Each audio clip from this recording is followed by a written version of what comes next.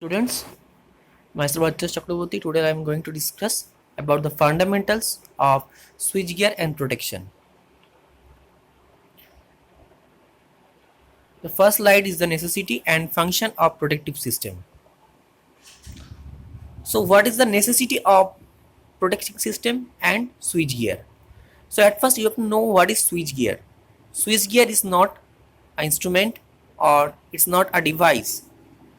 It is a several number of devices which are used to protect a complex power system or to keep a complex power system healthy or stable. So the objective of power system protection is to isolate a faulty section of electrical power system from the rest of the live system so that the rest portion can function satisfactorily without any severe damage due to fault current. Actually, there are two types of damage in case of a power system. One is caused by over voltage, that is the lighting surge, and another is caused by over current, that can be occurred by the help of overloading or short circuiting. So actually the circuit breaker isolates the faulty system from the rest of the healthy system, and these circuit breakers automatically open during fault condition due to its trip signal which comes from the protection relay. So the main philosophy about protection is that no protection of power system can prevent the flow of fault current through the system. It only can prevent the continuation of flowing of fault current by quickly disconnect the short circuit path from the system. And for satisfying this quick disconnection, the protection relay should have following functional requirements. So what are the functional requirements of a relay?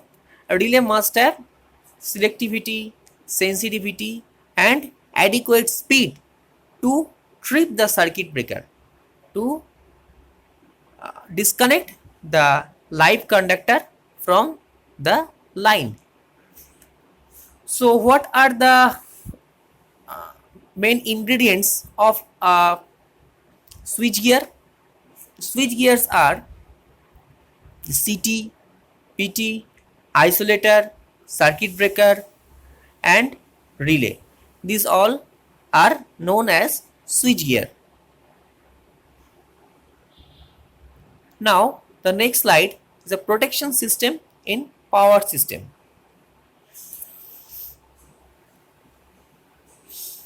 The picture, the basic connection of protection relay has been shown. It is quite simple. The secondary of current transformer is connected to the current coil of the relay. Whenever any fault occur in the feeder circuit, proportionate secondary current of the CT will flow through the current coil of the relay, due to which amount of MMF the coil is, that means the relay coil is increased and it is energized.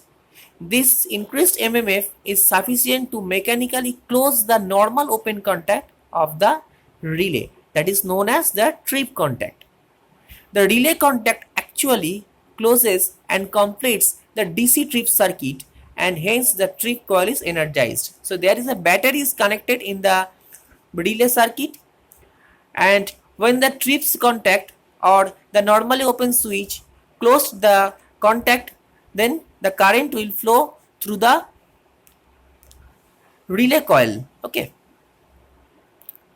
through the trip coil, and the trip coil is energized, and this relay contact actually closes and complete the DC trip coil circuit, and hence the trip coil is energized, and the MMF of the trip coil initiates the mechanical movement of the tripping mechanism of the circuit breaker, and ultimately the circuit breaker is tripped to isolate the fault. That means the coil or the trip coil is energized and it trip the moving contact from the fixed contact, and then it isolates the line from the live part. So this is the basic connection diagram of a protective relay which is connected in a three-phase line, three-phase transmission line, and there is a single line diagram, and the bus bar, from the bus bar the line is fed to the distribution sector, and our circuit breaker is connected in this line, and the circuit breaker is operated by the help of the CT coil and the relay, and this relay is the electromagnetic attraction type relay. Now the next slide is a normal and faulty condition in power system. So electrical fault is a deviation of voltages and current from nominal value or states. Under normal operating condition, power system equipments or lines carries normal voltage and current, which results in a safer operation of the system. But when a fault occurs, it causes excessive high currents to flow, which causes the damage to equipments and devices. So this excessive high current is produced due to overloading or due to short circuit condition, or there are several numbers of faults occurs. These by the help of the circuit breaker or relay, we can clear the faulty section from the healthy section. And the fault detection and analysis is necessary to select or design the suitable switchgear equipments. So according to the fault current, you have to choose the devices, the switchgear devices. These are the CT, PT, isolator, circuit breaker, and lighting arrestor, etc. Circuit breakers and other protection devices are called the switchgears. These are mainly two types of fault in the electrical power system. Those are symmetrical fault and unsymmetrical fault. Symmetrical fault is the balanced fault, and unsymmetrical fault is the unbalanced fault. First is the symmetrical fault.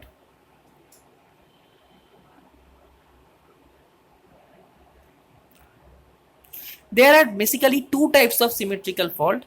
One is triple LG fault and one is triple L fault. What is triple LG fault?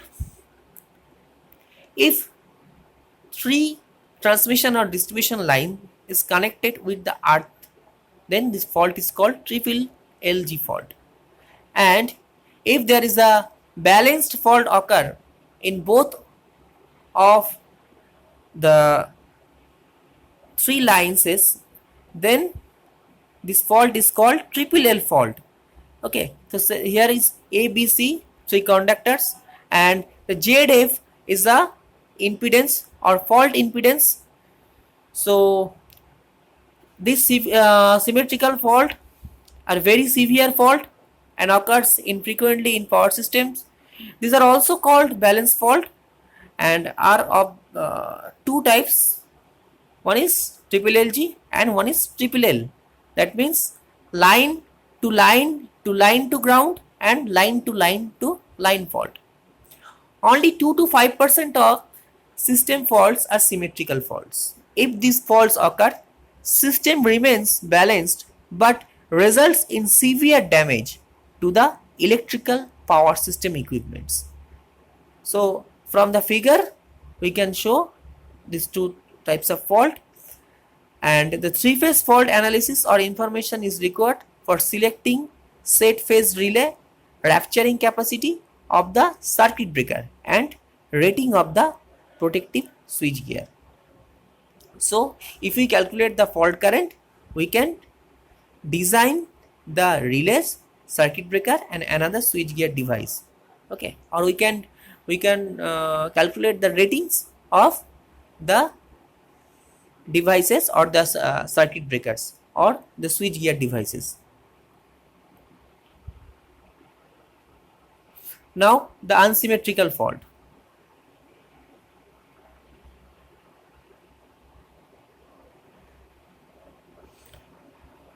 These are very common and less severe than symmetrical fault. These are mainly three types of fault. One is line to ground, that is LG, line to line, that is LL, and double line to ground, that is LLG fault. So line to ground is most common fault, and 65 to 75% of the fault are of this type. That means this LG fault is the very common fault. LG fault means when a single line is connected with the earthing or with the earth, then it is called the LG fault. Here A, B, C, three are the conductors, and similarly as the symmetrical fault, the ZF is the fault impedance. It and then the LG fault, it causes the conductor to make contact with the earth or ground. 15 to 20% of fault are double line to ground fault and causes the two conductors to make contact with the ground. Line to line faults occur when two conductors make contact with each other, mainly while swinging of lines due to wind, and 5 to 10% of faults are of this type. These are also called unbalanced fault. These are the unbalanced fault since their occurrence causes unbalance in the system. So due to this fault, there is a unbalancing is happened. That means a current is flowing through the neutral wire. That is the unbalanced system. Unbalance of the system means that the impedance value are different in each phase, causing unbalanced current to flow in the phase also. So if the load impedance is variable in case of three phases, then the load current is flowing through the phases is also changed. So these are most difficult to analyze and are carried by per phase basis or per unit basis, similar to three phase balance fault. So this is the unsymmetrical fault. Now the causes of fault. So there are several causes of faults. These are weather condition. So it includes lightning strikes, heavy rains, heavy winds, salt deposition on overhead lines and conductor, snow, ice accumulation of transmission line, etc. These environmental conditions interrupt the power supply and also damage the electrical installations. Equipment failures. The various electrical equipments like generator, motor, transformers, reactors, switching devices, etc. causes short circuit faults due to malfunctioning, aging, insulation failure of the cables and winding. That means if the insulation increases its puncture strength or potential gradient, okay, these failures results in high current to flow through the devices or equipment, which further damage it. And human error. Electrical faults are also caused due to human errors such as selecting improper rating of equipment or devices, forgetting metallic or electrical conducting parts after servicing or maintenance, switching the device, the circuit while it is under servicing, etc. The last is the very important, that is smoke of fires. So ionization of air due to smoke particles surrounding the overhead lines results in spark between the lines or between the conductors to insulator. That is called arc, electric arc.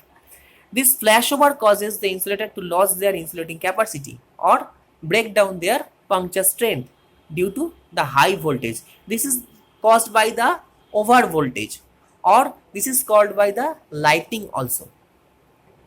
So these are the causes of faults.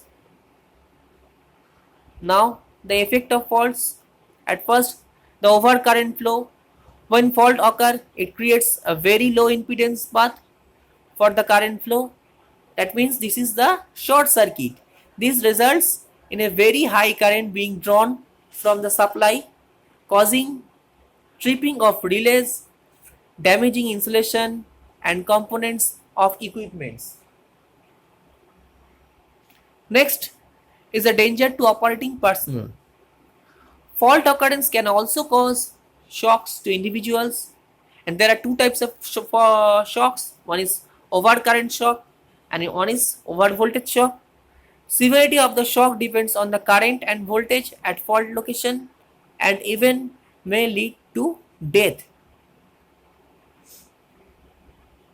Now The loss of equipment. The heavy current due to short circuit faults result in the components being burned completely or rupture completely if it is an insulator, which leads to improper working of equipment or device. Sometimes heavy fire causes complete burnout of the equipments or windings or the protective part of an electrical system. Disturb interconnected active circuit. Fault not only affect the location at which they occurs but also disturb the active interconnected circuit to the faulty lines, because whenever a fault occur, if it is a short circuit fault, then a heavy current will flow through the lines, and it also burn out the auxiliary parts or the auxiliary circuits. And now the electrical fires. Short circuit causes flashover and sparks due to ionization of air between two conductors or two conducting parts, which further leads to fire, as we often observe in news such as building and shopping complex fires, etc. This is also caused by the short circuit. So these are the severe effect of a fault, electrical fault. Okay, that's all. Thank you.